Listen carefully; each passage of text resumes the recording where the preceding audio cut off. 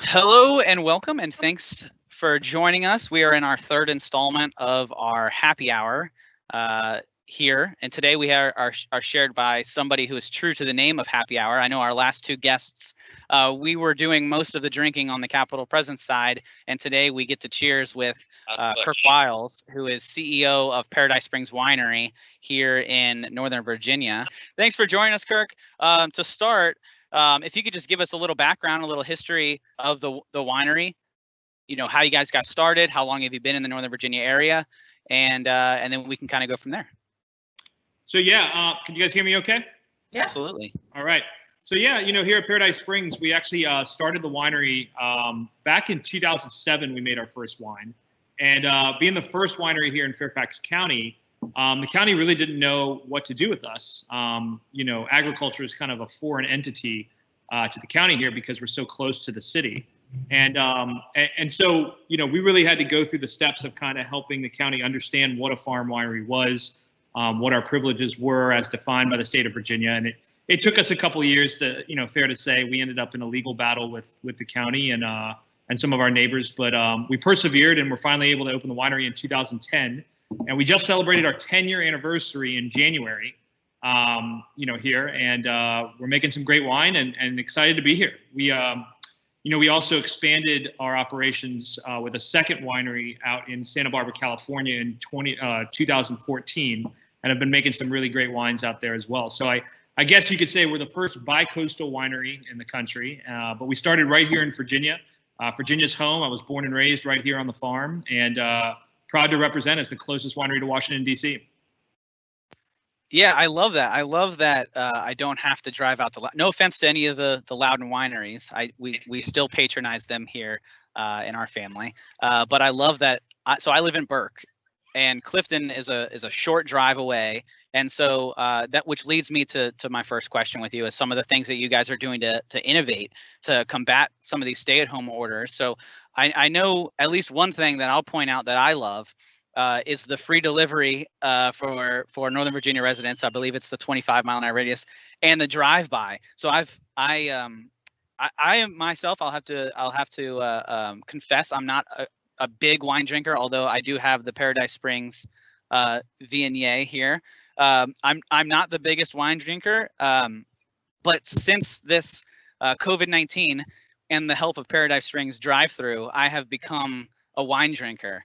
So I think that's great. I think you guys are innovating big time. But what are some other ways that you guys are innovating besides the drive-through and the deliveries? Yeah, I think the toughest thing is we all of a sudden went from a business model where 95% of our sales come from right here on the property and visitation. People get to come and interact with our staff and really get to have a tasting, learn about the wine, see the beautiful property.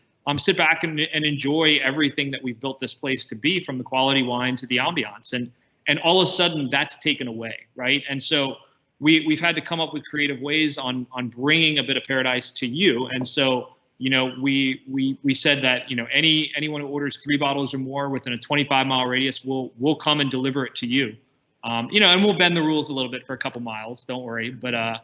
We thought that was an important step so people can still enjoy their wine while still practicing safe social distancing and still engaging with us. We've been doing a series of these virtual tastings and, virtual ways of connecting with people, which have been a lot of fun. I mean, we did one a couple weeks ago where I had an editor of Wine Enthusiast involved.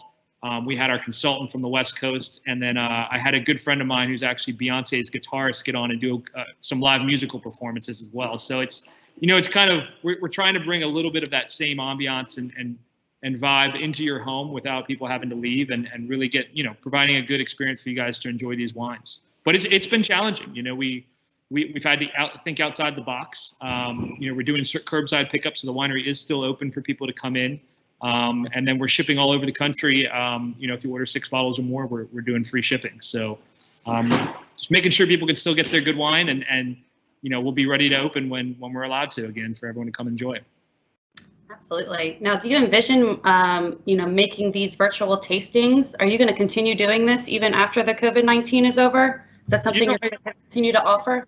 We've talked about that, and I do think in some form or fashion, this virtual connectivity is going to continue. I think it's allowed us to reach an audience that's further than having to drive to the winery or to throw an event, that you got to sign up for and come here. And anyone can get on from anywhere in the world. And being a bi-coastal winery, I can't be in two places at one time. So I can't be in Santa Barbara at the same time that I'm in Virginia.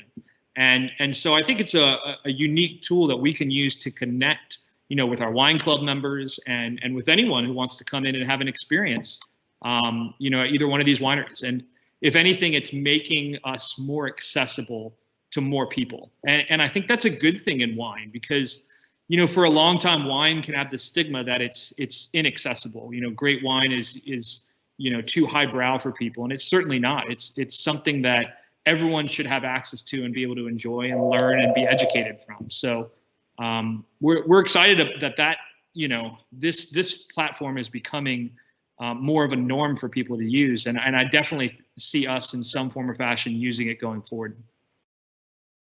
So that brings me to one of my questions, and so because I know there's so much bad news surrounding, rightfully so, of course, around COVID-19, but some of the lessons that you're already learning around the industry, the wine industry as a whole, and you specific as Paradise Springs, what are some of the silver linings or lessons learned that you're taking from this that are either going to, you're going to push forward, kind of piggyback off of what Courtney just said, or are just some of the ththings that you guys are innovating? Because like we spoke a little bit before this pre-show discussion where we were saying that you have to innovate or you'll fall by the wayside. And this has kind of forced people to innovate in ways that, you might not even thought of before. So what are some silver linings or some lessons learned that you're taking from this?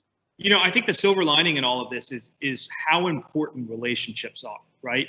Every day when someone comes into our business, we have an opportunity to make an impression and a good one. And we've been blessed, I think, in the fact that people have had such a positive experience visiting the winery here that when something like this has happened, we've been able to reach out to them and still do some level of business providing a product to them because they remember the experience that they've had here as a positive one, from a quality wine to a quality, visit to a quality interaction with one of our wine educators. And I think the silver lining in this is how important relationships are in business and how personal business really is. It's important to connect and it's important to care and to come together as a community. And what we're doing in the sacrifice and closing these businesses right now is what's best for everyone. But we hope to get back open soon and do it in a responsible manner that people can come back out and enjoy the open space here. I've always said the wineries can lead the charge in the way that we get open because we have such open space to enjoy. You think about all the parks and how busy they've become that, people trying to get out and get fresh air and have some form of exercise. Well, these wineries, you have 310 farms across the Commonwealth that can be open up in a safe, responsible manner when we're able to, and provide that relief in outdoor space and allow people to still have some form of social interaction with some good product in your glass, and but still be socially responsible and safe at the same time. So we're excited to kind of lead that charge and lead by example. And I think wineries in Virginia and across the country are a welcome retreat when it comes to reopening this country and the economy. Kurt, I couldn't agree with you more. And, getting back to the wine, can you tell us a little bit about your grapes? Yeah, so, we're in the unique position because we have two different wineries, completely independent, completely growing fruit in two different regions that are very unique. In Virginia, we're doing varietals, such as Chardonnay and Petit Manseng Viognier on white. We do a dry French style rosé. Reds, we're concentrating on Cabernet Franc, Petit Verdot, Tannat. And we even do Norton, which is indigenous here to Virginia. Whereas in Santa Barbara, we have totally different varietals where Pinot Noir is really the star coming out of a region called Santa Rita Hills. And we are able to do some of the more Bordeaux varietals out there as well, Sauvignon Blanc. We're able to do a GSM, which is a Grenache Syrah, Mourvedre blend, sort of your Chateau Neuf de Pape style. And so, diversification and portfolio with the wines from coast to coast. But what's important about the operations that we have is both are very independent of each other, both focus on what each region does very well from a grape growing standpoint. And we're making wines that have a real sense of place, a sense of terroir, and that are varietally correct for the region. And so, when you drink our Virginia wines, they are Virginia wines, and they're meant to be Virginia wines. We're not trying to make, a Cabernet Sauvignon blend style wine like Napa Valley. We're trying to make it like Virginia will give us, and what Mother Nature gives us here versus what gives us in Santa Barbara. And so having those two distinct regions, growing grapes, we have a unique perspective on it all, and how, the topography, the land, the soil, and everything that goes into growing wine makes a quality product. And that's exciting. You get an education in both regions when you get to come and taste. And we have a little bit of wine on each coast in the tasting room, so you can kind of compare, contrast, and really learn a little bit about each. Absolutely. No, I see the barrels, so I'm assuming that they're fermented. Now both the Coast Vineyard and the Virginia Vineyard, everything's barreled? So not everything. White, a lot of the whites don't actually see oak. So, oak is, I always liken it to kind of like a spice when you're cooking, right? You have a base of something, and oak is that spice that can kind of change the flavor profile of what you have. And so you don't want to, our philosophy in winemaking is we don't want to overspice something that's great, right? You don't want to over oak a great wine. You want oak to complement what the base is that you've grown and produced. And so certain wines stylistically need that. Tannat and Norton need more oak than a Cabernet Franc or a Chardonnay in our view of and style of making wine. So it's a delicate balance. So all of our reds do see oak in some form or fashion, and then from a white standpoint, only our Chardonnay. But our rosés and our other whites are all done stainless steel fermentation in a big tank, kind of like so I'll show you guys, kind of like this one back there in the corner. Okay. Very cool. Look at that. We get a full tour. So I have one from the Q&A here, Kirk, that says, are there specific grapes that grow particularly well in Virginia? And there's a two-part to that. And then is there a specific wine that you're particularly proud of as a winery? Yeah, absolutely. From a grape standpoint, whites, I think Petit Manseng is really becoming the star in Virginia. When you talk about a grape that can grow in the wet weather climate and the vintage variations that we have, it's a thin, it's a thick-skinned berry that's, thin on the vines, the loose clusters, so they dry out very well in rain. And you can make everything from a dry style white to a dessert style wine with it. So I think it's a grape that does very well consistently in and out. From a red standpoint, again, we go back to Cabernet Franc, Petit Verdot, Tannat. I think are the 3 stars of the red family here in Virginia. And certainly we do those, all of those here. When it comes to a wine that I'm really proud of, we just released a new blend actually at our 10-year anniversary, and it's called The Moment. And I got a bottle of it right here, and I'm gonna have a little glass with you guys. But it's kind of a higher end version of our Meritage. It's a Bordeaux blend, and it's Petit Verdot heavy with Cabernet Franc, Cabernet Sauvignon, and Merlot in it. And I'm just proud of this wine. Not only stylistically what it is and what's in the bottle, but the name really takes me back. The name, The Moment. We all have moments that we celebrate in life and that means something to us, right? And those amazing moments become memories when they're captured. And for me, I never forget the moment that we decided to venture into the wine industry. I was with my mother here, having a few friends over up at the cabin, and had a little party and a few too many drinks, and we started talking about what are we going to do with this place, and the magic that it has, and that feeling that you have when you come here, you don't want to leave. And we talked about how do we capture that and share it. And this place has an agricultural zoning, one of the last in Fairfax County, and we decided to go down that journey. And who knew that that moment for us would turn into so much more, and it would turn into so much more and so many more moments for other people to be able to come here and have and really celebrate. And whether that's an engagement or a marriage or a celebration of something, we're just coming to enjoy wine and learn about wine. So I think you look at that and what you create and how it affects other people, and for me that moment was special. So the name of that wine, The Moment, is very special to us for sure. So that was your first wine that you created? No, actually it's a new wine. We just released it for the first time. Created it. Okay. Anniversary. So we just debuted it, and actually it won a pretty big gold medal in the Virginia Governor's Cup this year as one of the top reds in the state. So now I know what I'm doing next. So we have another Q&A question here, and it says, where's the best place to go to order wine from Paradise Springs, sorry. And if you're not able to visit the winery directly or don't live within 20 to 35 mile radius. So yeah, if you go to our website, www.paradisespringswinery.com, you can actually order wine from each coast. There's a Virginia page and a Santa Barbara page. You can see the diversification of portfolio we have. And then when you go to your cart, 6 bottles or more from either coast, we are shipping anywhere free for you guys in the continental United States out of states that allow us to ship directly with alcohol.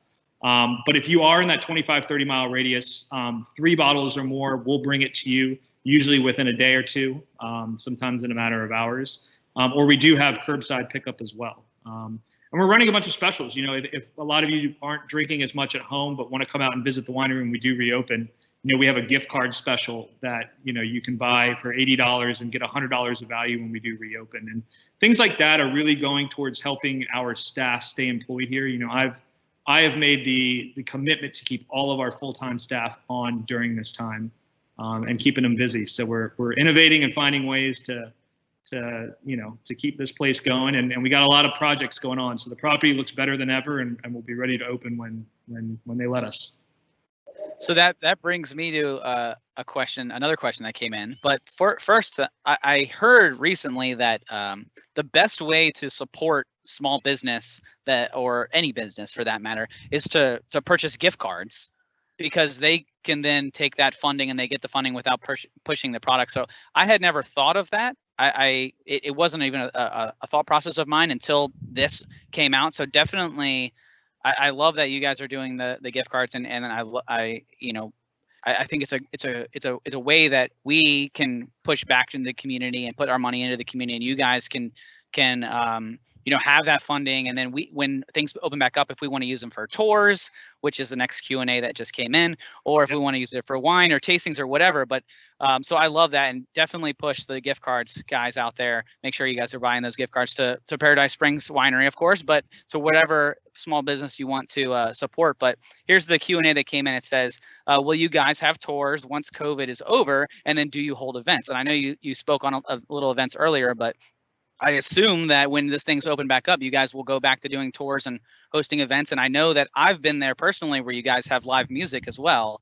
Yep. So can you just talk about that a little bit?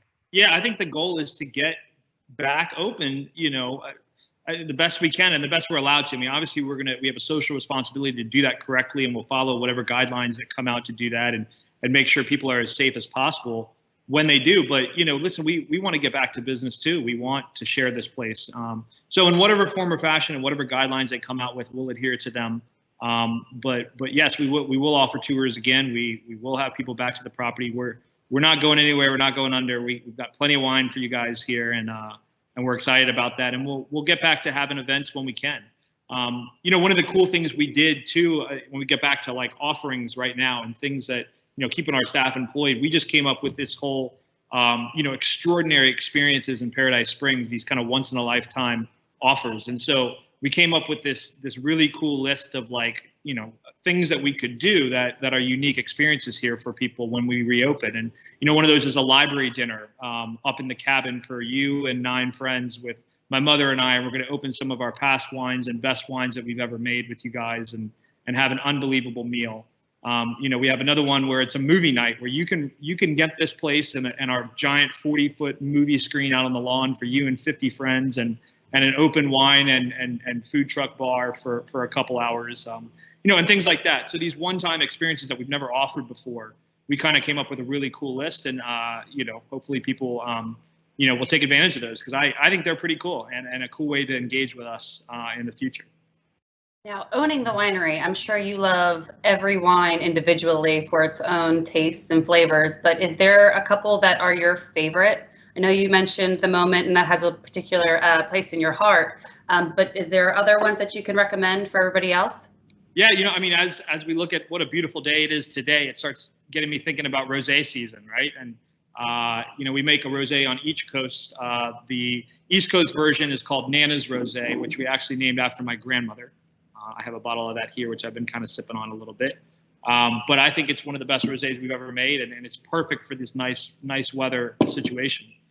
The other one we do on the West Coast is actually called Pink Ash, and we did it in collaboration with actor Billy Zane. A friend of mine came up and painted a label after all of the fires moved up the coast in Ventura and Santa Barbara County, and the mudslides in Montecito. And so a third of all proceeds of that wine we give back to first responders and future prevention of California wildfires. And that's been a really great program, and the wine is really great. It scored one of the highest scores that wine enthusiasts ever given a rosé over the years. And so this great weather gets me thinking about rosé season, and with all the good fun parties and things that and memories we've had in the past, hopefully we'll be able to get back to that at some point this summer. Great, that's great. Hey, just kind of letting everybody know that I'm drinking the Petit Manseng, and it is fantastic. I don't know, Roy, what are you drinking right now?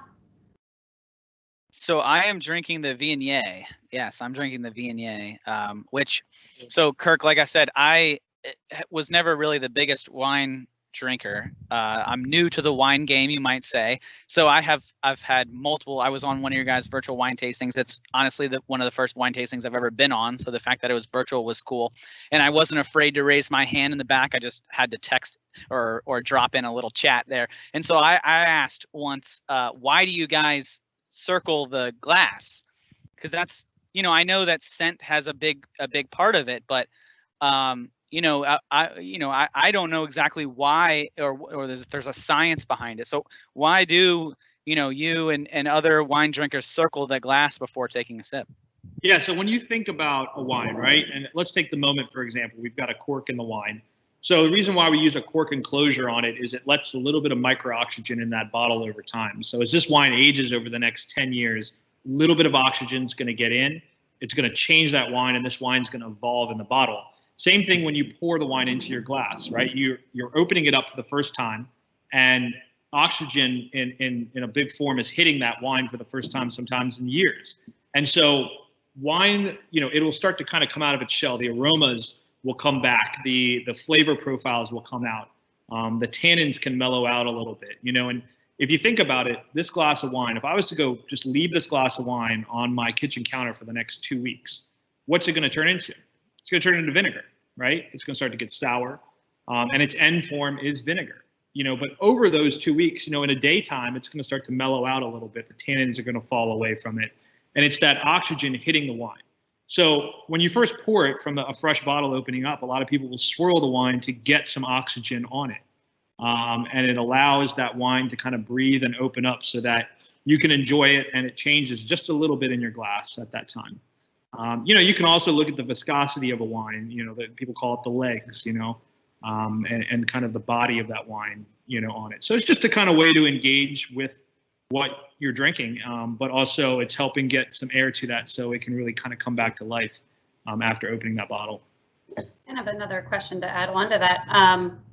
Wines, once they've been open, only last so long before they end up going stale. How long do they usually last, or does that depend on what type of wine it is? Totally depends on the wine. So, a red, it depends on the grape varietal and how it was grown, and the potential that wine has. And so, when you talk about some of the greatest wines in the world coming out of Bordeaux and why they're so expensive, I mean, a lot of those wines don't peak, for 40 or 50 years. And can you imagine making a wine and letting it sit for 50 years until you actually get to enjoy it at its optimal drinking state, right?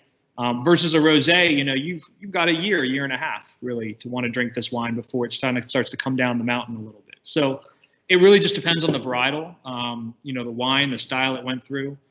Things like oak can help, give some life and longevity to a wine. The tannins, the grape, how long it sat on the skins and the seeds in production. So there's a lot of different things. And that's why when you go to a winery, it's a great question to ask, ask your educators when you're getting a tasting is, how long can this age for? And I think it's one of the hardest things is to take a good bottle of wine and let it age, because we all, you got to have the storage place for it, but also you got to have the self-control to not go in and open it. So you almost got to hide it from yourself, right? Now, can you suggest a beginner wine for Paradise Springs?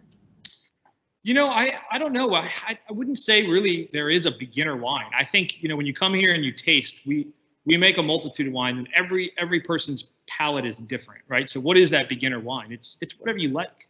None of our wines, I think, are too sophisticated for anyone, and none of our wines are, entry level starter wines. I think you got to trust your palate and trust what you like. And our wine educators are completely open to helping you find the wine that works best for you. And so I think it's one of the things I'm most proud of is we can have anyone who comes here from 21 years old to 80, 90.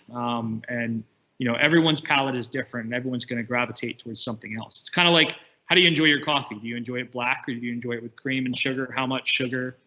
Everyone has a different preference level, and that's just because we're all biologically created differently. Yeah, I guess that's a time where you could say, go book a tasting at Paradise Springs, right? And figure out which one for yourself that you like. I am more of a sweet drinker.